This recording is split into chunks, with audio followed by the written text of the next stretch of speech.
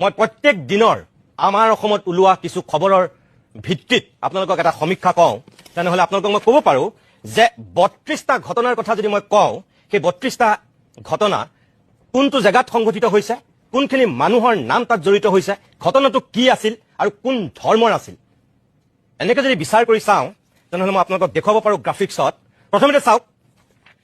1 নম্বৰতে চাওক এই গ্ৰাফিক্স প্লেটটো চাওক ইয়াত স্পষ্টকৈ দিয়া আছে crime in Assam in the past week এই লাষ্ট উইকত যদি চাই তেনেহলে ইয়াত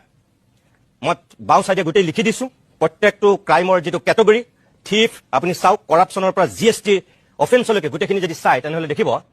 এই যে হালধীয়া এয়া হিন্দু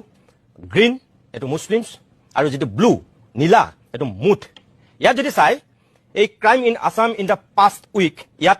যিখিনি দিয়া আছে নাম্বাৰছ অফ পাৰ্সনছ যিখিনি চাই তেনেহলে দেখিব ইয়াত 15 জন হিন্দু আছিল মুছলিম শূন্য আছিল 2 নম্বৰত এই দেখুৱাইছো যে ইয়াত 17 জন হিন্দু 6 জন মুছলিম 3 নম্বৰ